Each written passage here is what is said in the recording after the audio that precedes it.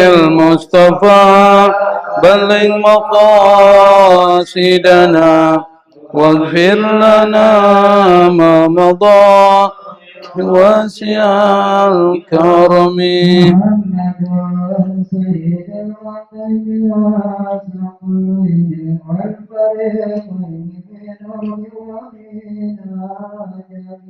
يا رب بالمصطفى بلغ مقاصدنا واغفر لنا ما مضى يا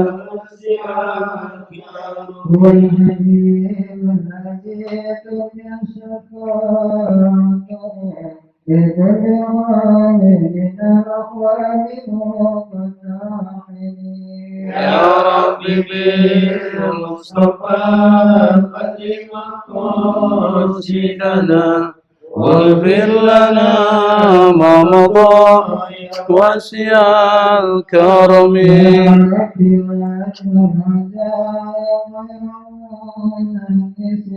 عليك جعل الإنسان غير منخرم يا رب بالمصطفى بلغ مقاصدنا واغفر لنا ما مضى يا واسع الكرم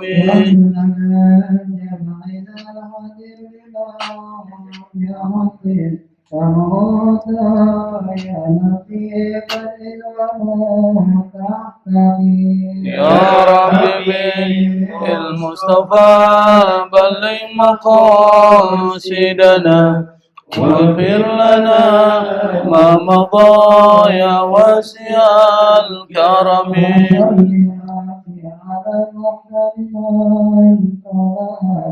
شمس النهار ولات أنتم ظلم يا رب بالمصطفى بلغ مقاصدنا واغفر لنا ما مضى يا واسع الكرم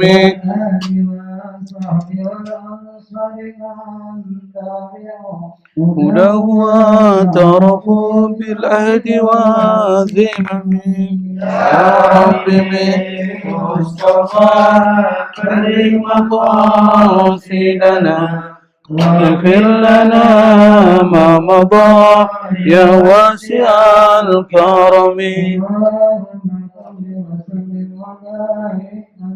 اللهم صل وسلم وبارك عليه اللهم صل وسلم وبارك عليه اللهم صل وسلم وبارك عليه الفاتحة إلى حضرة حبيبنا وشفيئنا وقرة أعيننا مولانا محمد صلى الله عليه وسلم وعلى آله وأصحابه وأزواجه وذرياته وأهل بيته أجمعين ثم إلى أرواح والدينا لآبائنا لأمهاتنا ولأجدادنا لجداتنا لإخواننا لأخواتنا لقرباتنا لمن له حق علينا ولجميع المؤمنين والمؤمنات والمسلمين والمسلمات الأحياء منهم والأموات وخصوصا إلى أرواح حاجة ممتمح بنت أزهري وحاجة مرسيد بن حاجة عبد الحليم وحاجة هند بنت حاجة أسمات وخصوصا إلى روح مؤلف هذا الكتاب شيخ عبد الوهاب الشعراني بأن الله ينفعنا به وبعلومه في الدار الفاتحة أعوذ بالله من الشيطان الرجيم بسم الله الرحمن الرحيم الحمد لله رب العالمين الرحمن الرحيم مالك يوم الدين إياك نعبد وإياك نستعين اهدنا الصراط المستقيم صراط الذين أنعمت عليهم غير المغضوب عليهم ولا الضالين آمين. بسم الله الرحمن الرحيم. باب متى تنقطع محبة العبد للناس وفي التوبة وبيانها ومن هو التائب. وابن ماجه عن أبي موسى الأشعري قال سألت رسول الله صلى الله عليه وسلم متى تنقطع معرفة العبد من الناس؟ وقال إذا عاين. قال العلماء أي إذا عاين ملك الموت أو الملائكة. وهو معنى حديث الترمذي مرفوعا إن الله يقبل توبة العبد ما لم يغرق، أي عند بلوغ الروح الحلقوم، وعند ذلك يعاين ما يصير إليه من رحمة أو عذاب، فلا ينفعه حينئذ توبة ولا إيمان كما هو مقرر في كتب الشريعة. وعلم أن التوبة مبسوطة للعبد حتى يعاين قابض الأرواح، وذلك إذا غرغرته بالروح، وذلك إذا قطع وزين الشخص من الصدر إلى الحلقوم، فعندها المعاينة وعندها حضور الموت. فيجب على كل عبد التوبة من كل ذنب قبل الغرغرة والمعاينة. وفي الحديث مرفوعا قال الشيطان وعزتك وجلالك لا أفارق ابن آدم ما دام الروح في جسده. وقال الله تعالى فبعزتي لا أحجب التوبة عن ابن آدم ما لم تغرغر نفسه. فتوبوا بنا أيها الإخوان ما دمنا في زمان المهلة والإمكان، وتوبتنا قد تحتاج إلى استغفار لعدم الصدق. وقد كان الحسن البصري رضي الله عنه يقول استغفارنا يحتاج إلى استغفار.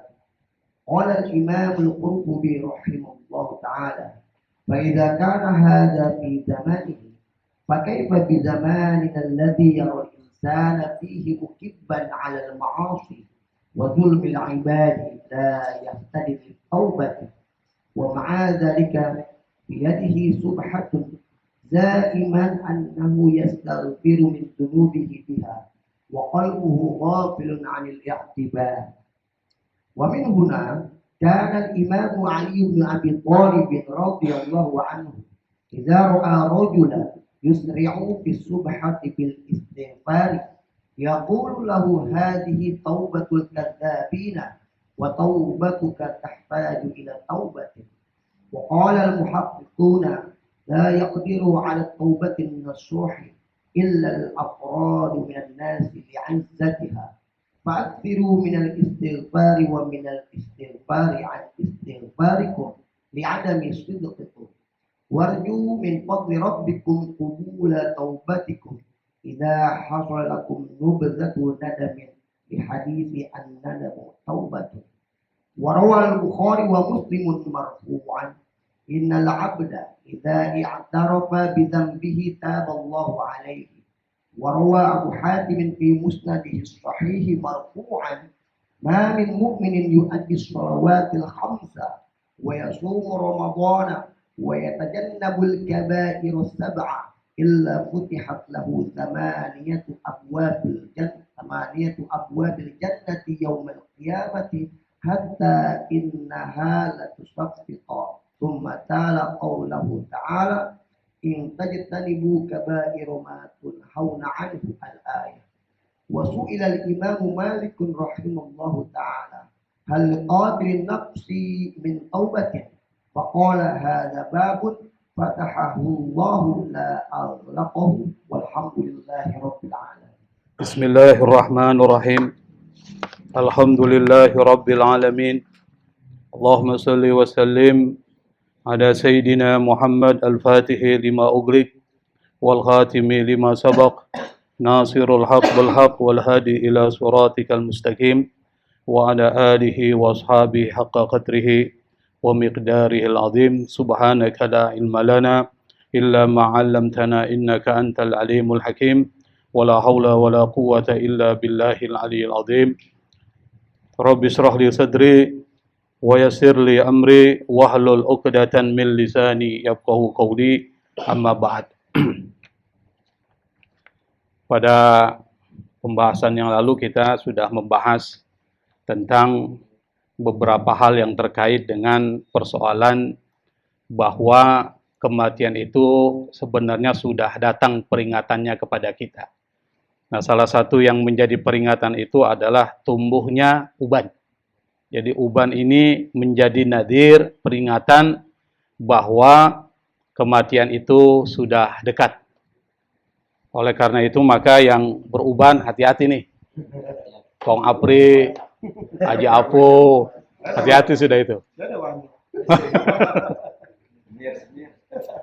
Nah, pada pertemuan yang terakhir, yang insya Allah kalau ada waktu, ada kesempatan, kesehatan, kita bisa lanjutkan setelah Ramadan atau setelah Lebaran.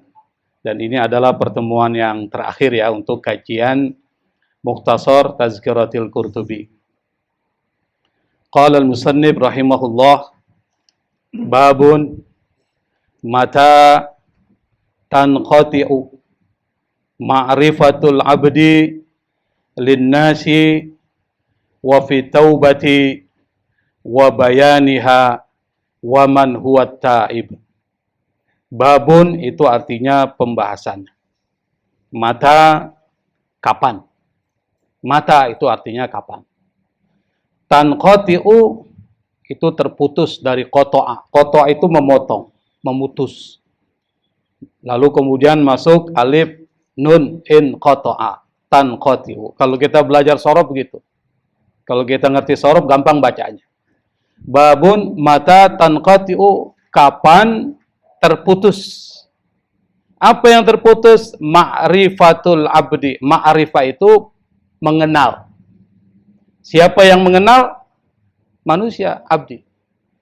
Linnasi, kepada manusia. Maksudnya adalah kapan seorang itu tidak kenal lagi sama orang. Kalau sekarang kan kita kenal nih. Nah, kapan waktunya kita sudah nggak hiraukan lagi orang. Atau tidak kenal lagi sama orang. Wa fi taubati, dan pembahasan tentang taubat. Wa bayaniha, dan penjelasannya. Wa man huwa ta'ib, siapa yang dianggap orang yang taubat.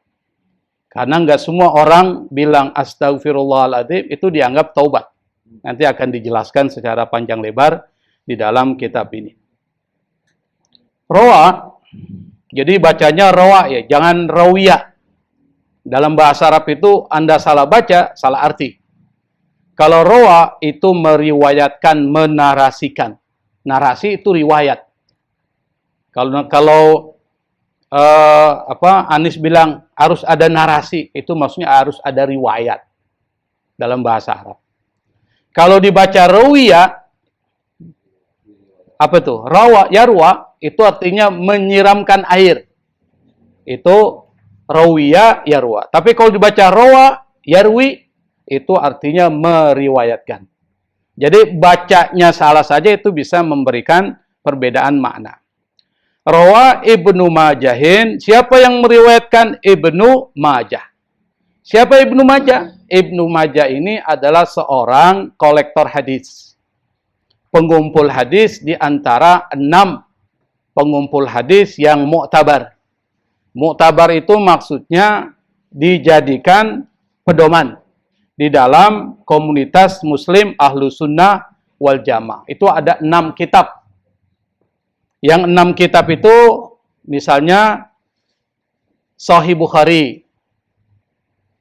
Kedua Sahih Muslim. Yang ketiga Sunan At-Tirmidzi. Kemudian Sunan Abu Daud. Kemudian Sunan apa lagi? Ibnu Majah. Satu lagi apa tuh? An-Nasai. Jadi 6 itu. Nanti ditambah lagi menjadi 10. Siapa? Musnad Ahmad bin Hambal. Kemudian Al-Muwatta karya Imam Malik. Itu nanti ditambah lagi. Kata Ibnu Majah, dia meriwayatkan dari siapa? Tentu harus ada yang disebut dengan mata rantai. Inilah kehebatan Islam. Jadi informasi itu nggak boleh terputus. Dia harus mata rantainya bersambung. Namanya isnad. Al-isnadu minaddin. Kata Nabi, isnad itu bagian dari agama. Laulal isnad maqala Man qala masya. Kalau seandainya tidak ada isnad, orang bisa ngomong apa aja. Seperti orang Kristen. Itu dia karena tidak ada isnad sanad itu, maka ngomongnya apa aja.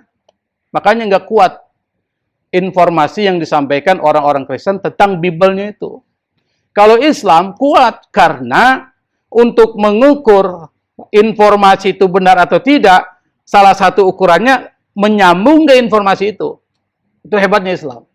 Dari ulama misalnya Ibnu Majah menyambung ke ulama berikutnya tabi'in, kemudian sahabat. Dan ini menyambung sampai sahabat Nabi. Siapa? Abu Musa al-Asy'ari. Jadi menyambung. Rawa Ibnu Majahin an Abi Musa al-Asy'ari.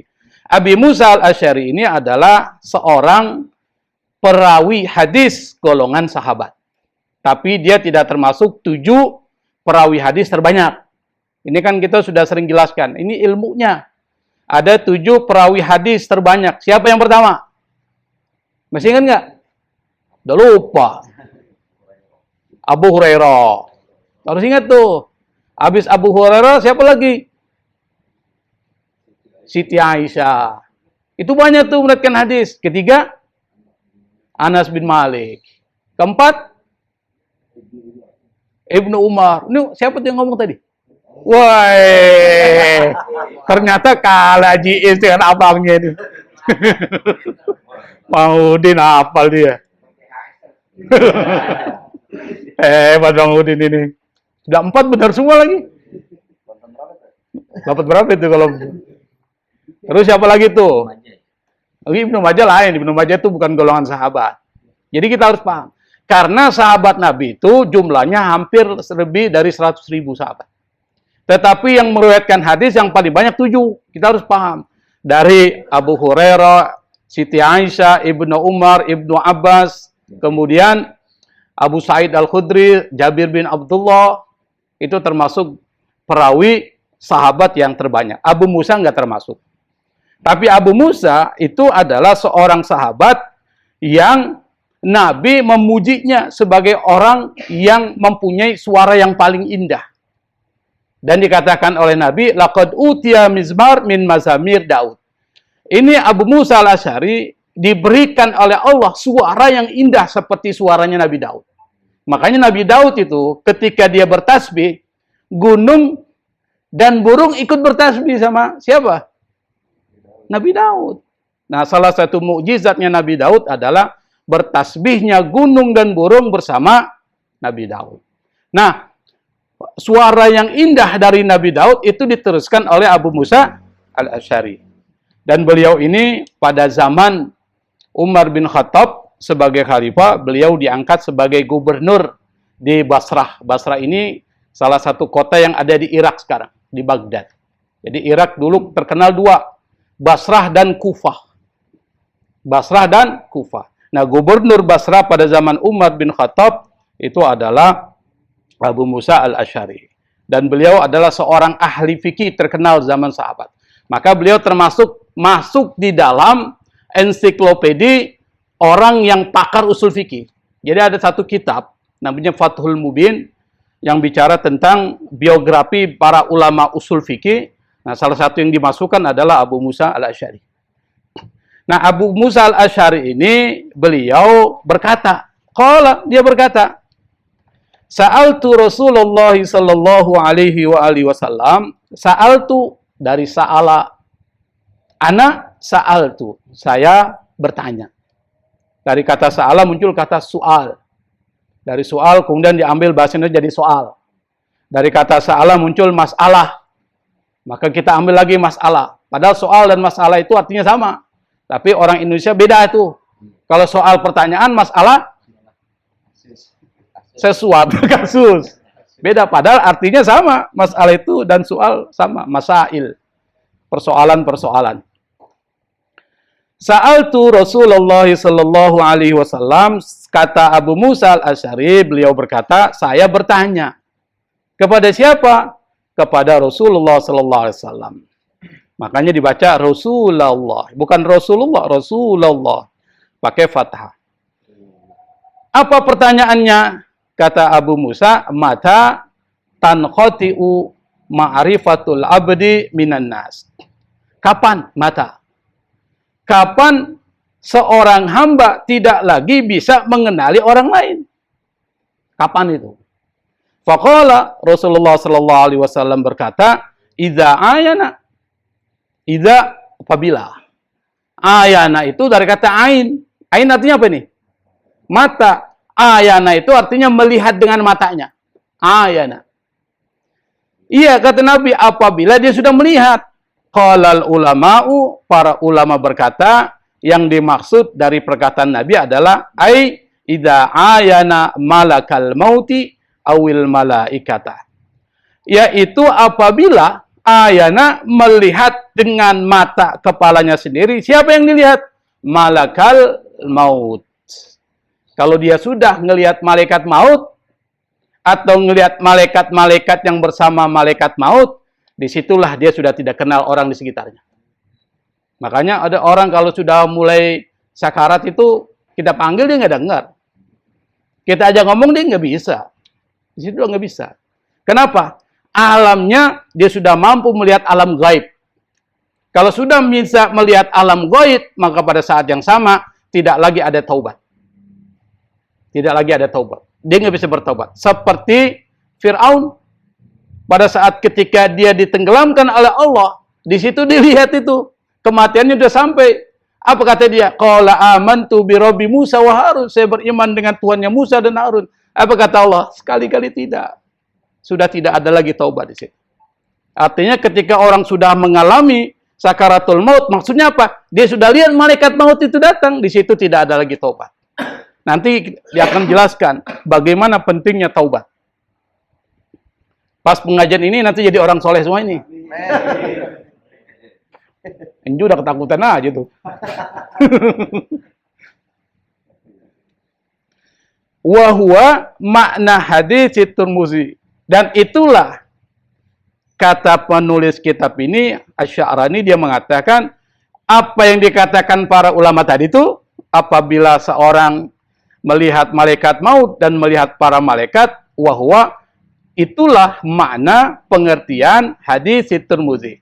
Hadis yang diriwayatkan oleh Imam At-Tirmizi. Imam At-Tirmizi ini adalah kolektor hadis seperti Ibnu Majah yang masuk kategori 6. Kolektor hadis ternama dan dipegangi oleh komunitas Ahlus Sunnah wal Jamaah. Apa hadisnya? Marfu'an sampai kepada Nabi, innallaha yaqbalu taubatal abdi ma lam yughargir. Kata Nabi, sungguh Allah yaqbalu, menerima. Dari kata yaqbalu nanti kata qabul, menerima. Apa yang diterima? Taubatal abdi, taubat hambanya, malam yughargir, selama nyawa belum sampai kerongkongan. Artinya apa? Kalau nyawa sudah sampai kerongkongan, berarti Anda sudah sakaratul maut. Berarti sudah tidak diterima lagi. Tapi kalau selama nyawa belum sampai kerongkongan, itu masih terbuka taubat. Kata penulis kitab ini, yang dimaksud dengan malam yughargir, maksudnya adalah inda bulugir ruhi al-hulquma. Yaitu inda ketika bulug sampai. Apa yang sampai? Ruh. Sampai kemana? Hulqum, tenggorokan. Maksudnya apa? Taubat kita akan diterima oleh Allah selama nyawa atau ruh belum sampai kerongkongan. Tapi kalau ruh sudah sampai hulqum, tenggorokan atau kerongkongan, wa inda dzalika, maka pada saat itu yu'ayinu ma yasiru ilaihi min rahmatin au adzabin. Maka pada saat itu dia melihat yu'ayinu ma, apa? Ma ini kalau kita belajar bahasa Arab nanti dijelaskan oleh min di depannya itu. Coba diperhatikan kitabnya. Yu'ayinu ma yasil ilaihi min. Nah, min nanti menjelaskan ma. Kalau diartikannya begini, pada saat itu orang yang sedang mengalami sakaratul maut, yu'ayinu, melihat. Apa yang dilihat? Rahmat. Rahmat yang datang kepadanya atau azab yang datang kepadanya. Makanya orang kalau sudah meninggal itu diperlihatkan tuh tempatmu di surga atau tempatmu di neraka. Kasih lihat. Dan yang tahu dia, kita nggak tahu. Ibaratnya dibuka atau disingkap, tempatnya udah kelihatan itu. Kalau dia berada di surga, dia tersenyum sudah. Aman. Kalau di neraka, dia gelisah. Gelisah dia. Kalau bisa jangan mati dulu dia. Dia gelisah di situ. Yang kedua, rahmat datang kalau seandainya dia meninggalnya dalam keadaan berpeluh, mengucapkan la ilaha illallah, maka dia dalam keadaan husnul khatimah. Dia pegang kunci surga. Tapi kalau seandainya ketika dia meninggal, datang dua setan itu yang diutus oleh iblis. Yang satu menyerupai wajah bapaknya, yang satu menyerupai wajah ibunya. Yang satu bilang, nak masuklah ke agama Kristen, Kristen lebih bagus. Kalau dia nggak berhasil, ibunya langsung. Maksudnya setan yang menyerupai wajah ibunya mengatakan, masuk ke agama Yahudi. Yahudi lebih baik. Kalau ternyata dia kemudian terprovokasi ikut, maka disitulah su'ul khatimah. Maka Nabi Muhammad SAW itu sudah mengajarkan doa-doanya. Salah satu doa yang diajarkan dalam Al-Quran adalah Rabbana la tuzigh qulubana ba'da idh hadaitana wa hab lana min ladunka rahmah innaka antal wahhab. Itu dibaca. Jadi jangan main-main dengan persoalan ini. Karena iblis sudah berjanji, saya akan menggoda anak cucu Adam sampai dia meninggal. Saya akan ganggu dia. Saya akan ajak dia berpaling dan menjadi pengikut-pengikutku. Nanti disebutkan di sini. Fala yanfa'uhu hina idzin maka la tidak yanfa'uhu bermanfaat. Hina idzin ketika itu apa? Taubat wala imanun. Tidak pula bermanfaat iman. Maksudnya apa? Pada saat ketika Anda melihat malaikat maut, di mana ruh sudah sampai kerongkongan. Pada saat yang sama Anda melihat rahmat atau azab yang Anda lihat, yang datang kepada Anda, maka pada saat itu, fala yanfa'u, maka taubat Anda tidak bermanfaat. Iman Anda tidak bermanfaat. Seperti perkataan Firaun yang mengatakan, amantu bi Rabbi Musa wa Harun. Aku beriman dengan Tuhannya Musa dan Tuhannya Harun. Udah ditenggelamkan, udah mau mati, udah nggak bisa bermanfaat lagi. Ini kata penulis kitab ini.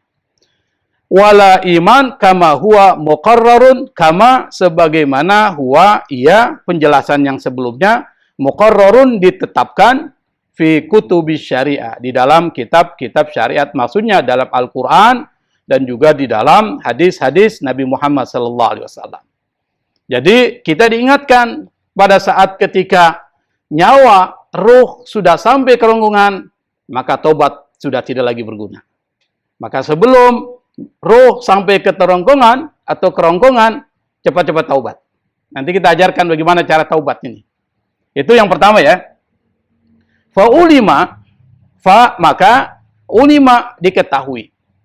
Jadi ada bentuk bahasa Arab itu ada alima, mengetahui. Kalau diketahui tinggal ulima. Kataba, kutiba, kama kutiba alal ladzina min qablikum. Doroba, duriba. Gampang kan? Gampang bahasa Arab itu. Sama'a, sami'a, sumi'a. Jangan sumi'ati. Itu namanya orang itu. Gado-gado. Gampang bahasa Arab itu.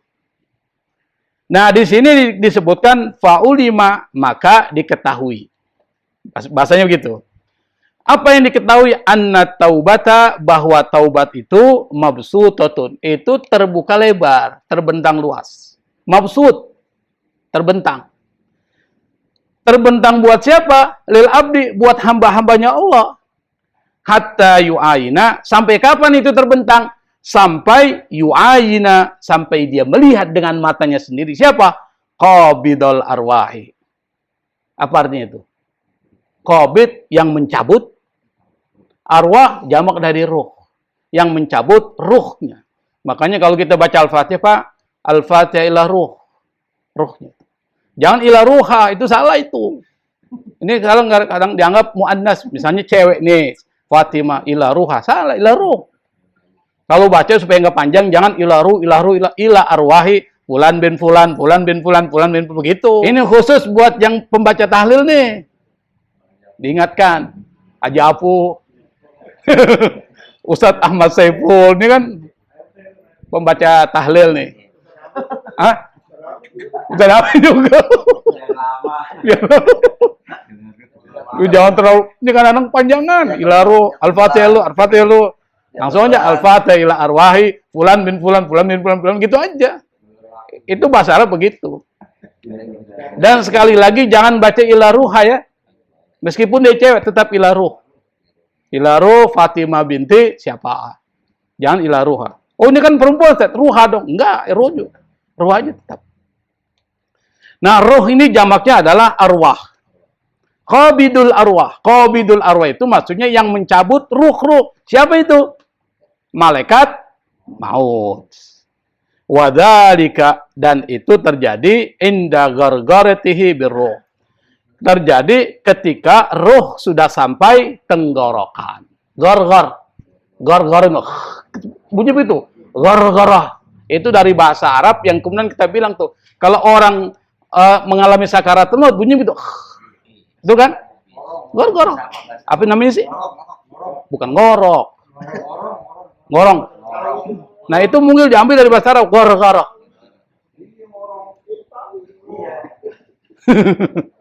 Nah, bahasanya begitu. Jadi kalau orang sudah meninggal itu punya kecabut itu, ruhnya berjalan. Nanti yang pertama kali berjalan dari kaki. Kaki dingin, jalan dia tuh. Itu lagi jalan itu udah dingin. Jalan dia tuh. Dia udah nggak bisa bicara, keluh semua. Lidah keluh, semuanya keluh. Kenapa? Sakaratul maut dia udah nggak hiraukan lagi orang di sekitar. Jadi jalan terus sampai kemudian tenggorokan. Ini udah sampai sini nih. Dicabut, terbuka dia mulutnya, matanya ke atas. Kenapa? Dia lihat ruhnya naik ke atas. Nah, makanya kemudian disunahkan dalam mazhab Syafi'i, setelah itu dia tutup. Taghmid. Kita sudah belajar tidur manjaji itu. Menutup mata mayit. Lalu doanya apa? Masih ingat doanya nggak? Saya juga lupa ya. Nanti baca lagi. Oh, iya. Saya lupa bener. Saya cepat lupa memang. Lama itu nyarinya. Hah? Itu cuy, buat tidur. Itu ada doanya. Itu bagi Ustadz Amin penting tuh sebagai tokoh masyarakat. Kalau saya kan bukan tokoh masyarakat, Thomas dia. Itu penting dihafal itu. Biasanya kan orang kalau sudah saat-saat sakarat yang dipanggil siapa biasanya? Ustadz. Jadi ustadz itu kan seperti pemadam kebakaran dia. Kalau udah dengan talqin dipanggil ustadz. Itu harus bisa itu. Nah itu diajarkan dalam kitab Mukhtasar. Jadi kita sekarang sudah tahu tuh. Wadzalika itu terjadi idza apabila quti'a. Quti'a itu tadi dari kata qata'a. Qata'a itu terputus, memutus, memotong. Idza quti'a apabila terpotong, terputus. Apa itu? Watinu syakhsi. Watin itu nadi. Makanya orang kalau meninggal bunuh diri biasanya nadinya dipotong. Itu maksudnya begitu. Apabila terpotong, terputus nadinya seorang. Dari mana? Minas sadri, dari dadanya, dari sini nih, patnya jantung ini, kemudian ilal hulqum, sampai sini. Makanya kan dari kaki dulu, dari sini ke atas itu terputus dari sini.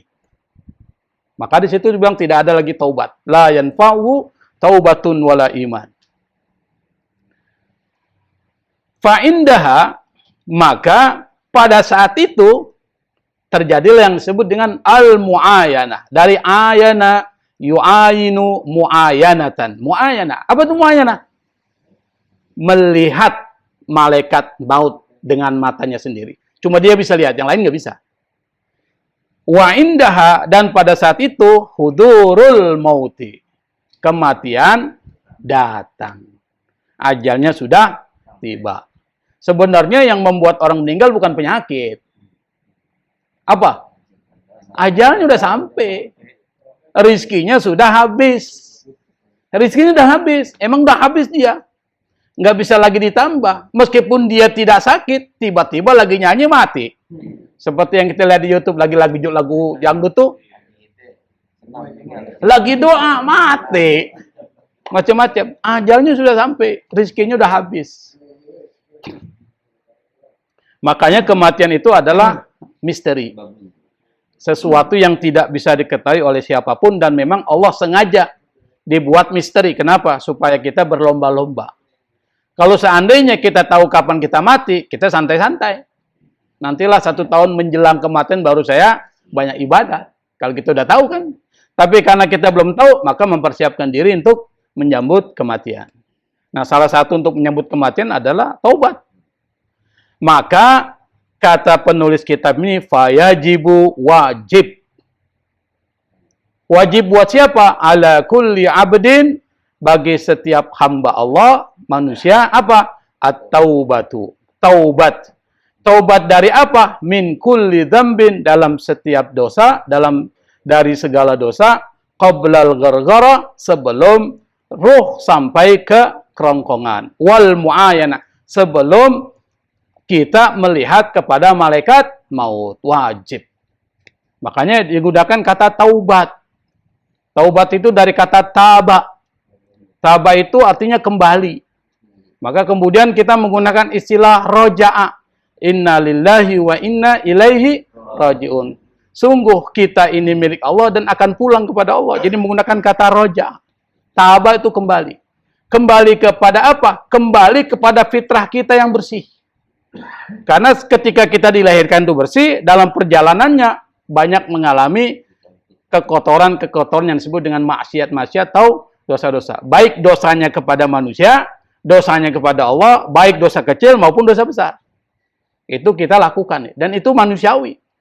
Karena kita memang diberikan potensi baik dan potensi buruk. Fa'alhamaha ujuraha wa taqwaha. Tapi Allah katakan, qad aflaha man zakkaha wa qad khaba man dassaha. Beruntung orang yang menyucikan hatinya dan merugi orang yang mengotori hatinya. Nah, maka taubat itu sebenarnya kembali kepada fitrah kita yang bersih. Kita bersihkan dosa kita kepada siapa? Kepada Allah. Misalnya Allah wajibkan sholat, kita nggak sholat. Allah wajibkan puasa, kita nggak puasa. Maka itu harus taubat itu. Yang kedua, dosa kita kepada manusia.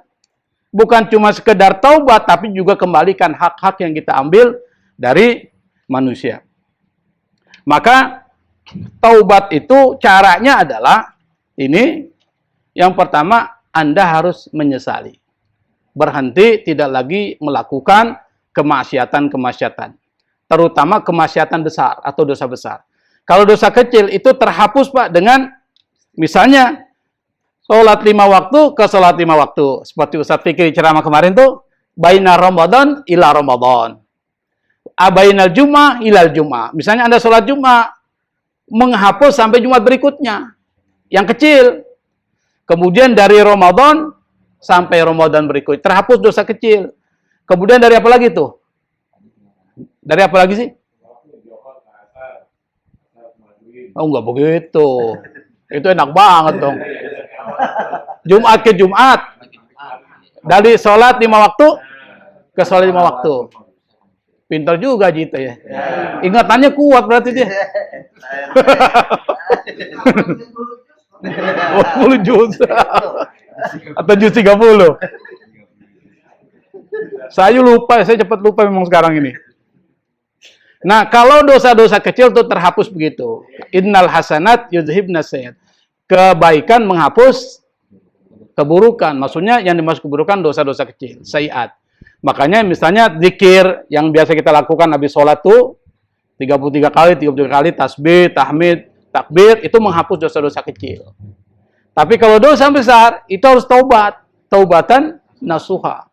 Taubat nasuha gimana caranya? Yang pertama, Anda berjanji tidak melakukan lagi. Kalau Anda misalnya berjanji tidak melakukan lagi, kemudian kalau sholat pernah ditinggalkan yang lalu, itu diqadha semuanya Pak. Karena kita masih muda, belum tentu sholat semua. Ya kan? Masih muda. Balik kita umur berapa? 12 ya? Balik masih 17. Itu KTP. Umur 12 sudah balik tuh. Kapan balik Bang Hakim? Nah, 12, apakah umur 12 tahun kita ini sholatnya full nggak?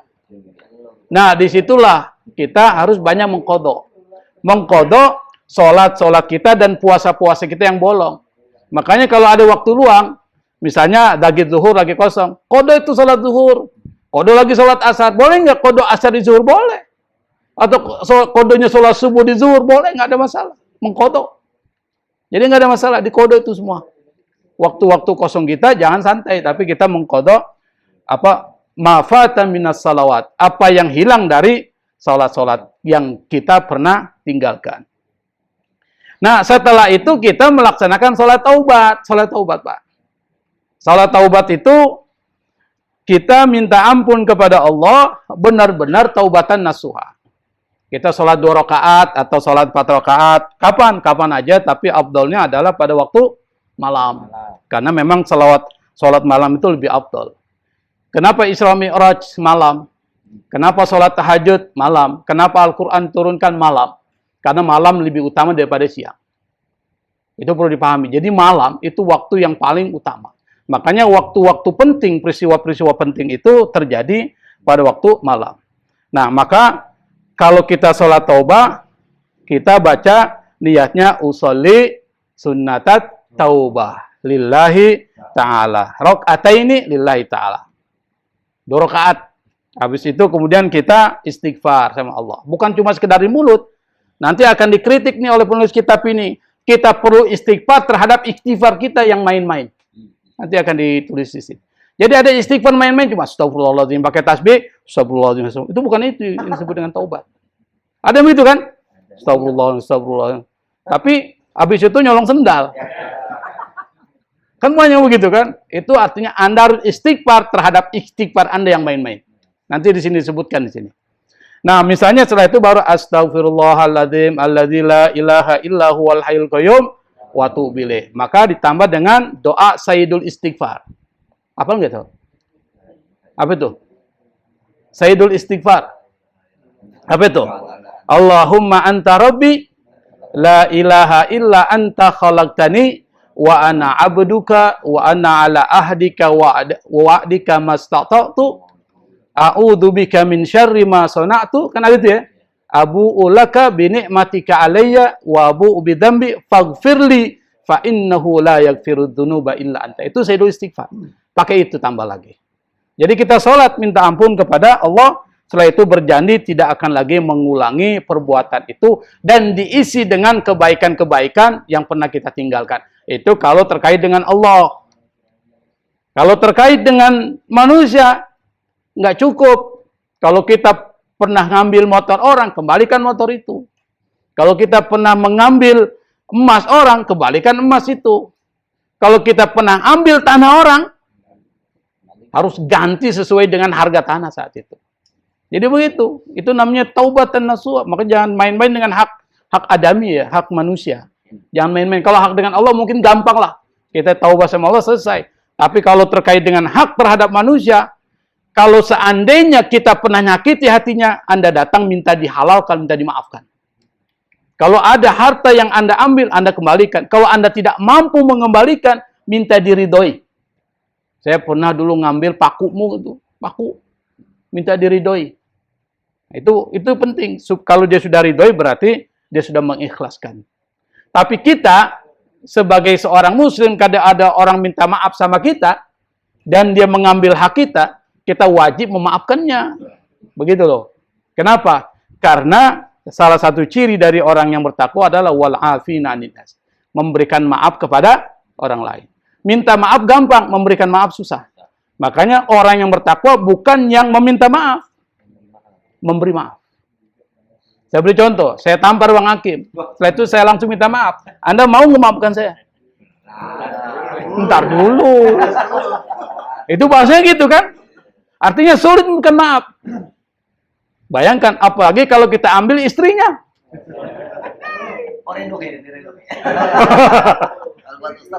Kata Bang Hakim, saya ridho lah, saya cari lagi. Misalnya kan. Jadi berat itu memberikan maaf itu berat. Makanya ada satu syair ini ya, syairnya nih 2 baris bisa kita baca lah, kita artikan. Kalau banyak nggak usah lah, terlalu banyak kan, ini ada 2 baris nih. Qaddim li nafsika taubatan tahdha biha qabla al-mamati wa qabla habsil alsuni wasbik biha fautan nufusi fa innaha dzukhrun wa gunmun lil labibil muksini.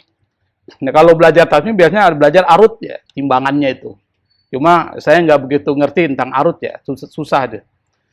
Jadi kalau diartikan qaddim li nafsika taubatan, dahulukan taubat buat dirimu, tahdha biha, engkau akan mendapatkan keberuntungan.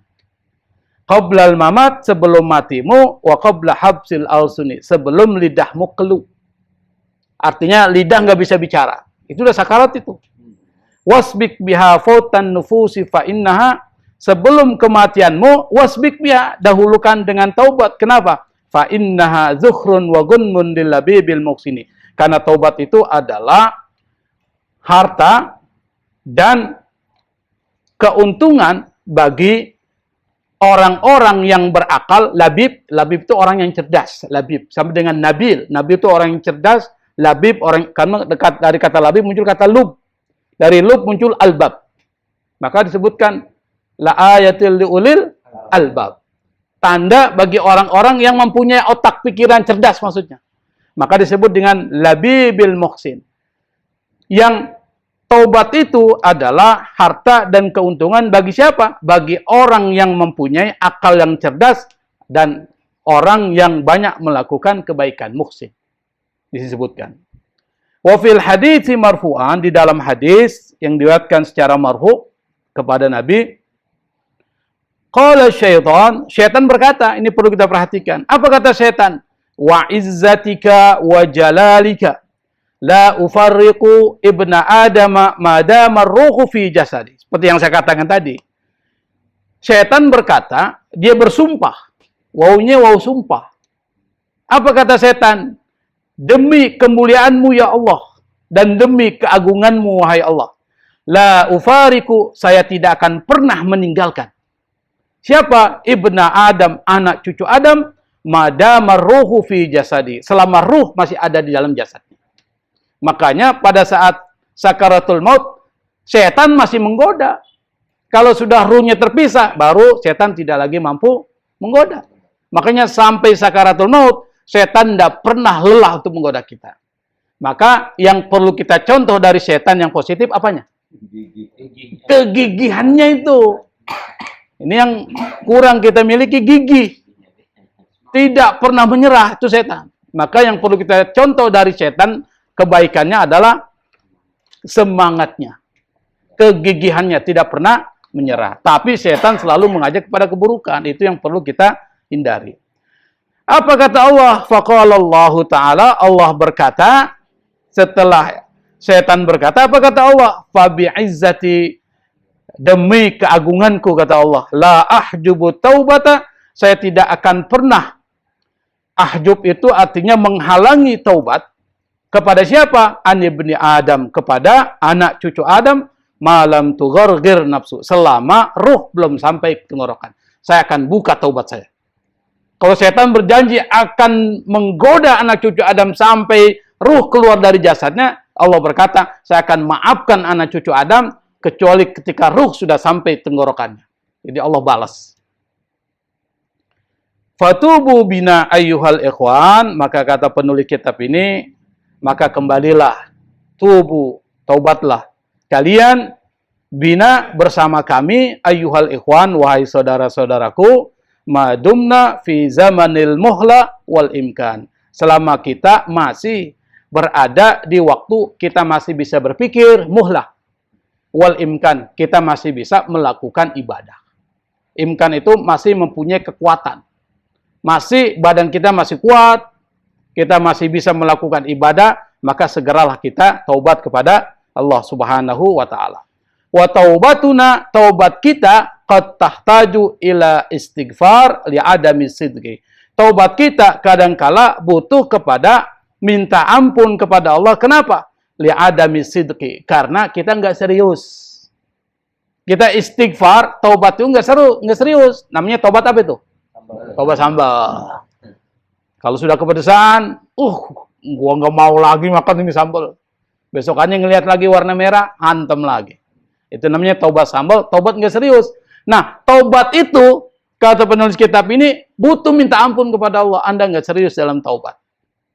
Makanya yang dibutuhkan taubatan nasuha.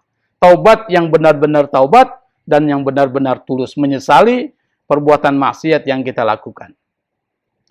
Faqad kana al-Hasan al-Bisri, Hasan al-Bisri, beliau adalah seorang ulama sufi besar dari golongan tabi'in.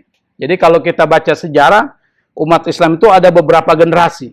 Ada generasi sahabat, muncul, tabi'in, baru tabi'ut tabi'in, baru ulama-ulama atau generasi setelah tabi'ut tabi'in. Kalau Imam Syafi'i, Imam Ahmad bin Hambal, pendiri mazhab Hambali itu generasi tabi'ut tabi'in. Tapi kalau tabi'in seperti ini Hasan Al-Basri, kemudian Sa'id bin Musayyab, itu generasi tabi'in.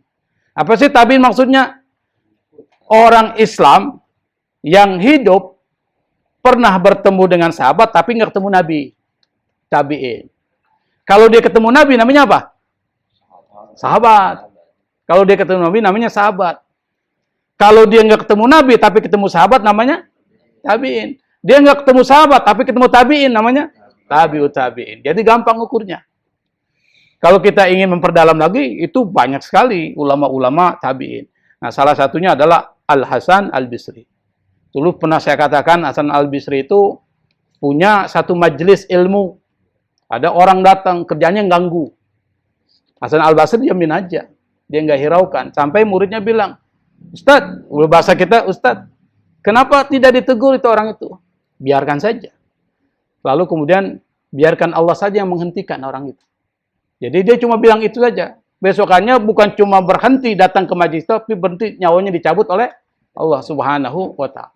Artinya apa? Hasan Al-Basri bukan orang sembarangan, dia seorang waliullah.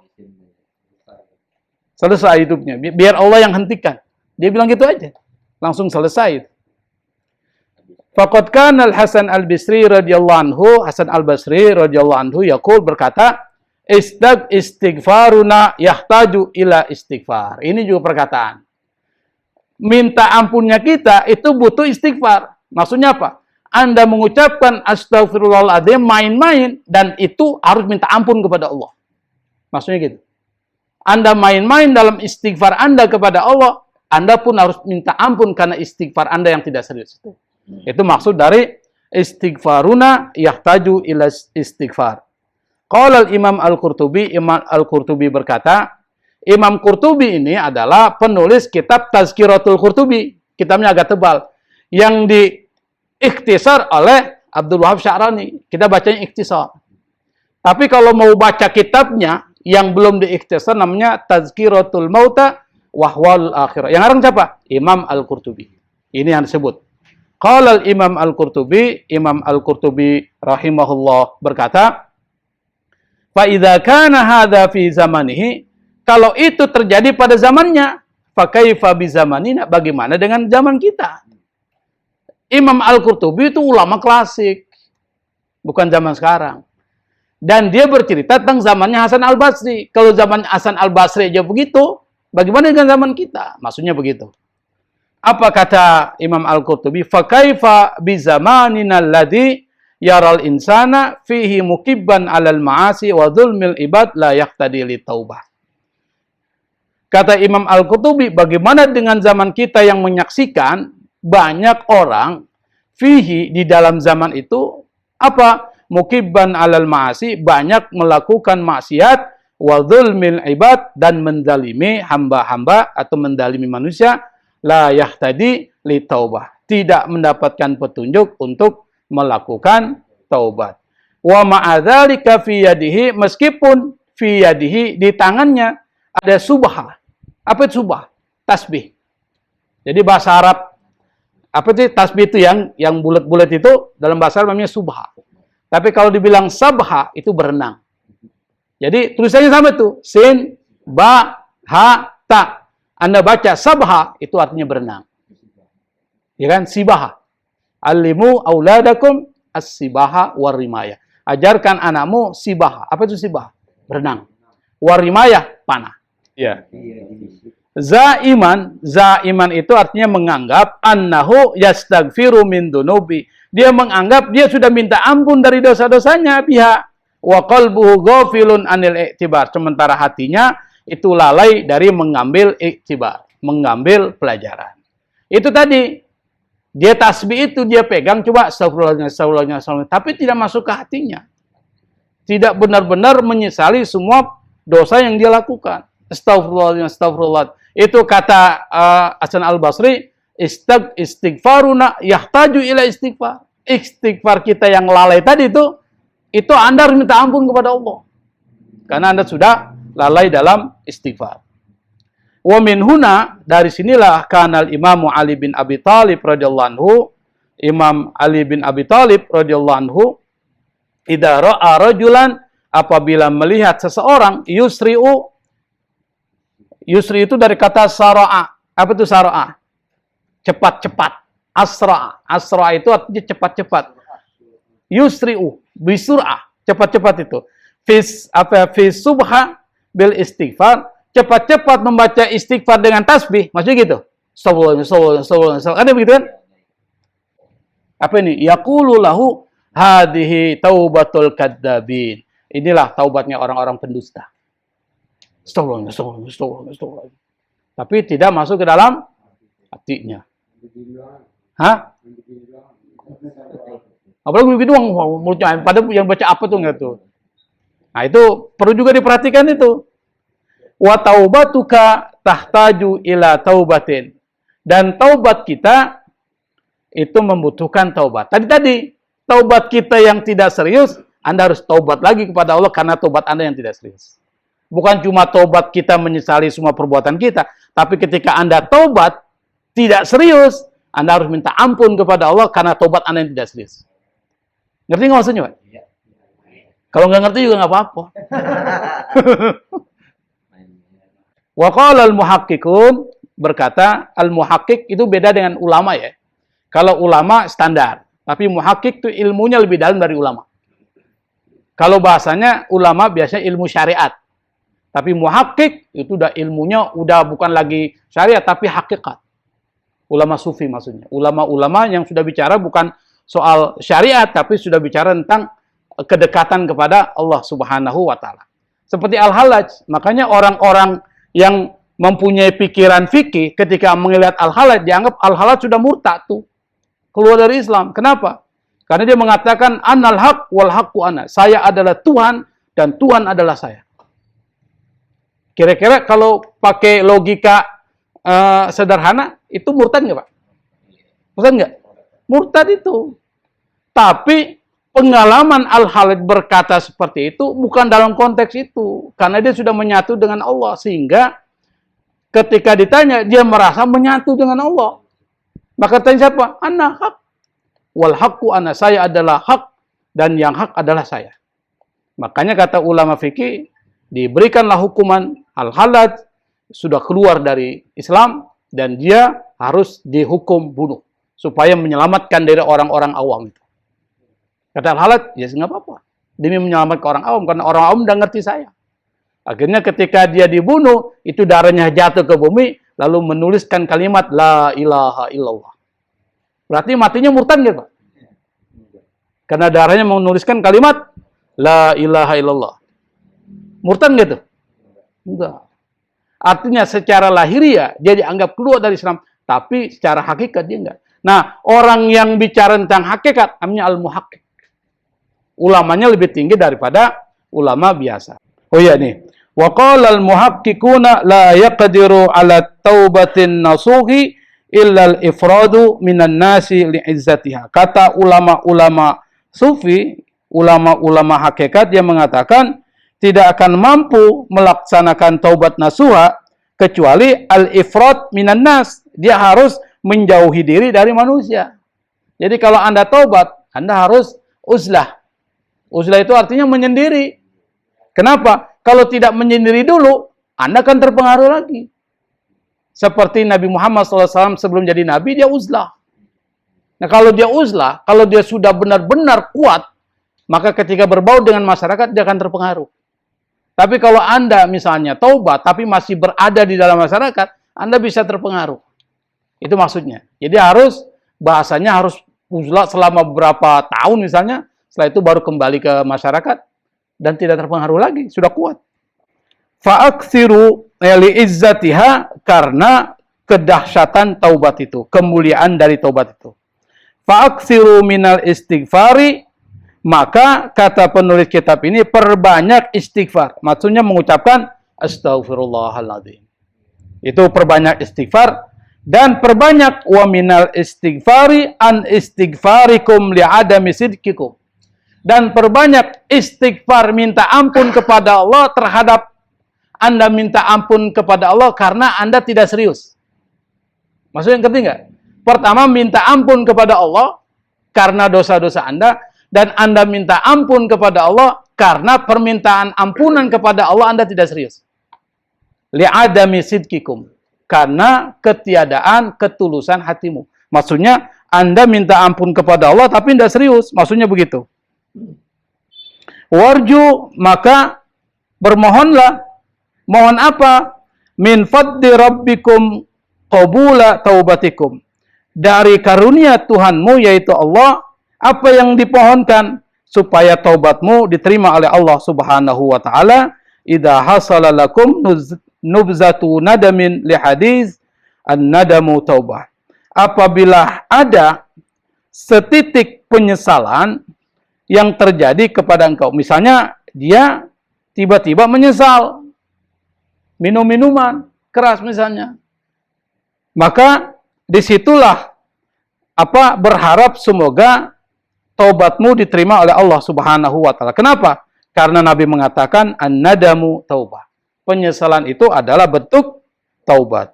Warawal Bukhari wa Muslim marfu'an innal abda idza atarafa bidzambihi taballahu alaih. Diriwayatkan oleh Imam Bukhari dan Imam Muslim hadis, sesungguhnya seorang hamba idza atarafa bidzambihi, apabila dia mengakui dosa-dosanya, taballahu alaih, maka Allah akan mengampuni dan menerima taubatnya. Warawwa Abu Hatim fi musnadihi, Abu Hatim meriwayatkan dalam musnadnya, dalam musnad yang sahih marfu'an, ma min mu'minin yu'addi salawatil khamsa wa yasumu ramadana wa yajtanibul kaba'ira sab'a illa futihat lahu thamaniyatu abwabil jannah yaumal qiyamah. Kata Nabi, jika seorang mukmin yu'addi, menunaikan apa? As-salawatil khams, salat 5 waktu. Yang kedua, wa yasumu Ramadan, dia puasa di bulan Ramadan. Yang ketiga, yajtanibul kaba'ira sab'a, meninggalkan 7 dosa besar. 7 dosa besar itu apa aja? Dalam kitab Az-Zahabi itu, Az-Zahabi menulis kitab Al-Kabair. Al-Kabair itu artinya dosa-dosa besar. Yang dimaksud 7 itu adalah syirik, apalagi sihir, membunuh orang, makan riba, makan harta anak yatim, dia punya yayasan yatim, lalu kemudian dapat bantuan 50% ke anak yatim, 50% dia makan sendiri. Itu termasuk tuh melarikan diri saat perang. Lalu yang terakhir adalah menuduh perempuan terhormat berzina, menuduh zina. Itu dianggap 7 dosa besar di dalam kitab Al-Kabair yang ditulis oleh Az-Zahabi, Imam Az-Zahabi. Nah, kalau meninggalkan 7 dosa besar itu, kata Nabi, illa futihat lahu thamaniyatu abwab, maka akan dibukakan 8 pintu surga. Berarti pintu surga ada berapa? 8. Apa? Yang pertama adalah babur rayyan. Jadi kalau Anda berpuasa ini bulan Ramadan, atau sering puasa Senin Kemis, puasa Nabi Daud, atau puasa-puasa yang disunahkan oleh Nabi, selain puasa-puasa wajib, Anda akan masuk surga melalui babur rayyan. Kalau Anda sering sedekah, masuk babus sedekah. Itu sudah kedua itu. Kalau Anda sering salat, akan masuk babus salat. 3. Kalau Anda jihad, misalnya jihad itu termasuk menuntut ilmu. Ini bagian daripada jihad. Maka akan masuk babul jihad. Kalau Anda sering zikir, maka akan masuk babul zikir. Itu sudah pintu keberapa itu? Kelima. Tapi kalau Anda misalnya seorang muslim yang masuk surga tanpa dihisab, misalnya orang-orang yang mati syahid, orang-orang yang memang langsung dimasukkan oleh Allah Subhanahu wa taala. Misalnya apa? Tenggelam di lautan. Itu kan ada itu al-gharik. Atau orang yang tiba-tiba karena gempa tertimpa bangunan itu. Itu banyak tuh di Palu dulu. Pada saat gempa banyak orang mati tertumpuk bangunan itu. Nah, itu dianggap mati syahid itu. Maka dia masuk babul aiman. Dan ada orang yang mampu menahan diri, mampu mengendalikan emosinya, amarahnya, itu masuk yang disebut dengan babul kazimin al-ghaiz. Di dalam Al-Quran ada disebutkan. Dan yang terakhir adalah kalau dia berbakti kepada orang tuanya, maka akan masuk babul walid. Dan itu ada hadisnya, al-walid awsatu abwabil jannah. Yang disebut dengan walid adalah pintu surga yang bagian tengah. Jadi nanti surga ada pintu bagian tengah itu. Nah, kalau dia berbakti kepada orang tuanya, dia bisa masuk melalui pintu itu. Kalau semua amal ini dia lakukan, dia masuk pintu mana? Dia pilih mana yang dia mau. Maksudnya gitu. Anda sholatnya rajin, puasanya oke, sedekahnya luar biasa, nuntut ilmunya apalagi, zikirnya nggak pernah tinggal, mampu mengendalikan emosinya, nggak pernah marah, maka Anda masuk atau berbakti sama orang tua, Anda masuk ke pintu manapun yang Anda inginkan. Nah, kata Nabi, apa kata Nabi? Kalau seorang melaksanakan sholat 5 waktu, berpuasa di bulan Ramadan, meninggalkan dosa-dosa besar, maka akan dibukakan 8 pintu surga yaumal qiyamah pada hari kiamat hatta sampai innaha la tasfiqu, sampai pintu itu tertutup. Tasfik itu artinya tertutup. Tapi tasfik bisa juga Anda tepuk tangan, itu tasfik. Tapi yang dimaksud ini adalah pintu ini tertutup, bukan pintu tepuk tangan, bukan. Sampai pintu surga itu tertutup. Tsumma ta'ala qaulahu ta'ala, kemudian Nabi membaca firman Allah Subhanahu wa taala, in tajtanibu kaba'ira ma tunhauna anhu, itu ada ayatnya tuh, nanti dicari ayatnya di mana. Jika kalian menjauhi dosa-dosa besar yang dilarang oleh Allah Subhanahu wa taala, itu ada penjelasannya nanti. Wasu'ilal Imam Malik, pendiri mazhab Maliki, beliau ditanya, apa hal liqatilin nafsi min taubatin, apakah orang yang membunuh orang lain itu masih bisa diterima taubatnya? Apa kata Imam Malik? Faqala, dia berkata, hadza babun fatahallahu la aghlaqahu. Pintu taubat ini adalah pintu yang Allah buka, bukan pintu yang Allah tutup. Walhamdulillahi rabbil alamin. Jadi dari penjelasan ini bisa kita simpulkan, yang pertama, taubat adalah sesuatu yang sangat penting. Karena taubatlah yang membuat Anda nanti masuk surga atau tidak. Taubat. Makanya taubat itu ada waktunya. Waktunya adalah sebelum ruh sampai kepada kerongkongan. Sebelum Anda melihat malaikat maut dan malaikat-malaikat lain datang kepada Anda, itu waktunya. Maka sebelum itu terjadi, maka perbanyaklah bertaubat kepada Allah Subhanahu wa taala, yaitu yang disebut dengan taubatan nasuha. Dan yang lebih penting lagi adalah setiap saat, setiap waktu kita isi waktu-waktu kita dengan melakukan kebaikan-kebaikan, dan ini adalah bagian dari investasi akhirat kita. Saya pikir ini yang bisa saya sampaikan dalam kesempatan terakhir pengajian kita. Saya pikir itu yang bisa saya sampaikan. Allahul musta'an, Allahu muwaffiq ila aqwamit thoriq, wa la minkum. Wassalamualaikum warahmatullahi wabarakatuh.